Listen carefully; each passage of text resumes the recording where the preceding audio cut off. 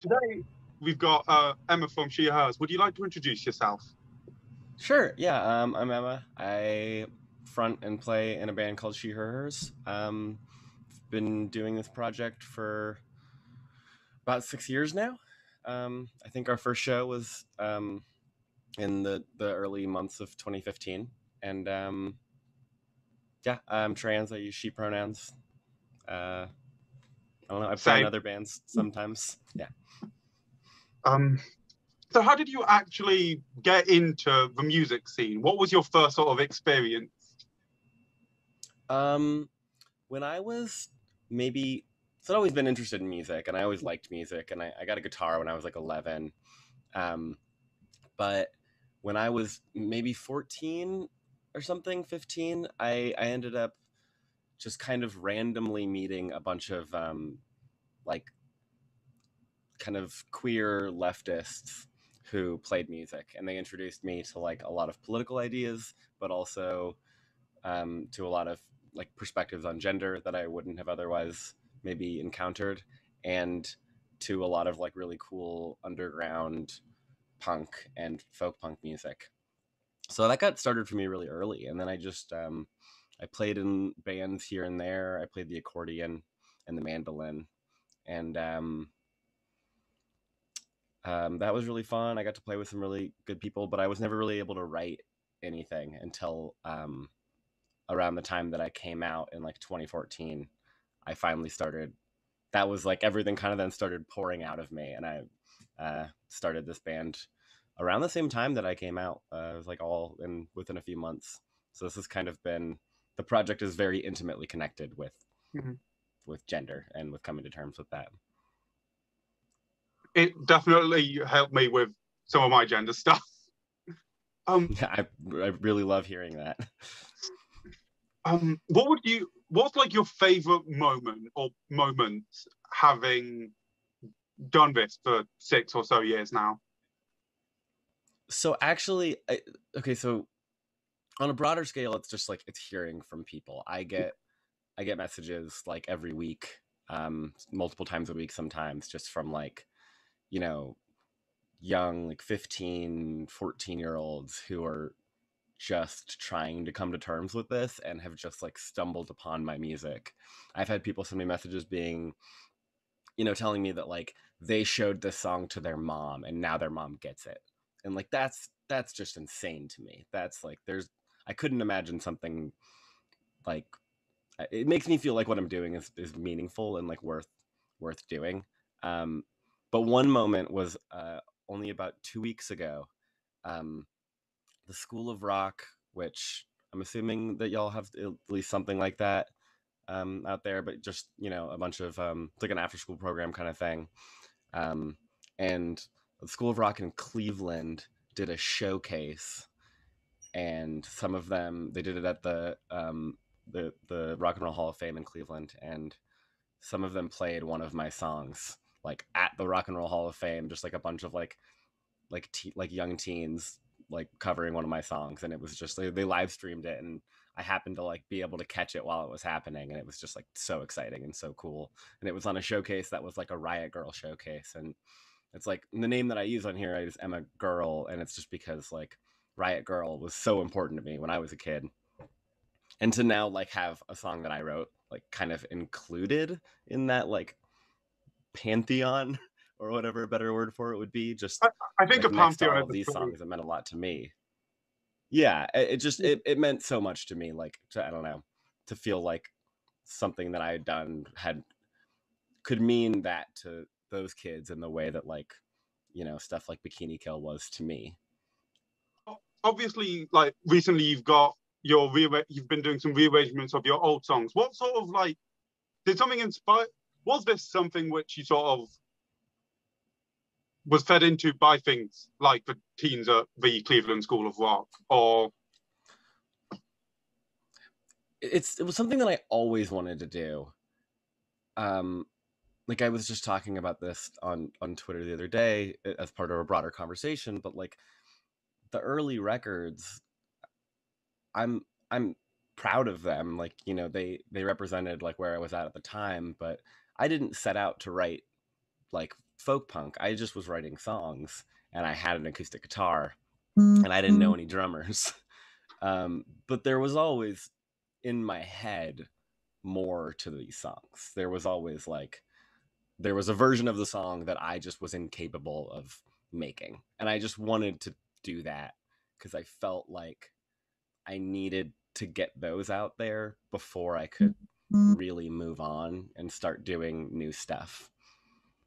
So I'm really, really happy with those, of how those have turned out. I think that I'm sending out the all the tracks for mixing this afternoon, maybe tomorrow morning. But this is kind of, today's the day, everything's done. So Do you look forward to news about that. will be? I guess going off on is, do you have any idea of the sort of time frame for when those would be coming out? Since this is coming out in about a month, this interview. Much longer than that. Yeah, that is. The thing with doing so we're on Don Giovanni Records, and just the way that works is that, you know, there's going to be a gap, partially because we need at least a few months for like promotion and making records and everything, but also just because you need to, like, the record label as a label needs to kind of space out its releases. So right now we're looking for like what month doesn't have a bunch of stuff already coming out, so that we can kind of fit it in somewhere, so that we can make sure that everybody's records gets the like focus and the attention that they deserve, and nobody's being like, not even overshadowed, but you don't have two records coming out in the same 2-week period. That then makes it more difficult. Don Giovanni's essentially like two people, so you don't want to overload anybody or overload the distributors. It could be as late as the beginning of next year, but we'll be putting out singles and we'll be doing stuff like that, so you'll have something. I guess on that note, you talked about some singles. What did you get up to during the most recent or recent-ish quarantines and lockdowns, since everyone's been affected by those in a different way? Yeah, so when everything started about a year ago, we were in the studio. So it was like my third to last day in the studio in Ohio when everything shut down. I went to pick up some food like after the studio, and just like everything was closed, and I hadn't really been on the internet that much, and I wasn't super clear on what was happening, other than like it was happening. So really over the year, we've just kind of been working on getting that stuff finished. We had to get horns, and doing gang vocals was an issue with. Normally you would just get 10 people into a room, but that wasn't really an option. So it was like a matter of like getting the people who lived here, and then talking to like my other friends who had a house with people in it, and getting them to do it, and then kind of building on that. And I had just been procrastinating. It was hard for the first few months. It was really difficult to maintain any like urgency with the record, because it just felt like it felt like this is just going to go on forever, and that there was no point in even putting out a record. And I like started going back to school, and I wouldn't say took a break from music, but I put it aside for a minute to focus on other things. But getting this record done now has really got me like pumped to do more stuff. And I've got like some cover ideas. I want to do like a record with a friend of mine covering some songs, and I don't know. I have the whole next record's already written, so that's, 2 years down the line, or whenever that record comes out, like those songs are all done. So now I'm looking even further in the future. Do you have any ideas for what would be coming after that next record, since you said you're looking further into the future? The next record, the one that's not the one that we just finished, but the one that will be recorded afterwards, is very different. So I have shifted away from guitar, and I'm playing a lot more piano. So that's something that I want to explore more of, and trying to just branch out into other genres, and experimenting with like, just like longer songs, more complex songs, maybe things that aren't quite as direct as I'm usually known for. I don't know. It's really hard to say. There's talk of maybe starting another project and having she her hers be what it is, and I'm sure that I'll always write stuff that is for she her hers, and I'll always play shows. But maybe doing another project that feels like it can be something new. I don't know. It's hard to say. Yeah, The future's wide open. it always is. So just sort of seeing what happens. And I guess it's everyone does have their own experiences with coming out and realizing who they are. You talked a little bit about it earlier, but like, what would you say were the highs and lows of just coming out for you in general? The highs and the lows. Um, the period of the low was like right before I came out. Like the year before, kind of when because I had known like forever. It's like I feel like the first time I ever told somebody, I was like, like 13 maybe or something, and but like nothing came of that for a really long time. And also like I had never until I came out, I think I had only ever met one trans person that I was like aware of, and they were in, maybe in their 40s.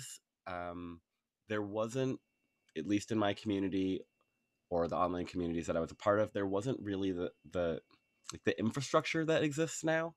Like I feel like, now you can go online and you can find people, and you could do that before, but it was harder and it wasn't as readily available. So for a long time, I just like I knew, but I just felt like, well, that's not something that's like I can do. Um, so like the year before, I just got like really, really depressed, and things were really, really rough for like a while. I dropped out of school, and it was a whole thing. Um, but after I came out, coming out for me was also simultaneously like a return to me, like I said, like to me playing music again, because I had stopped for a while. And so the first like year, I moved out of my hometown and I moved to Portland, classic.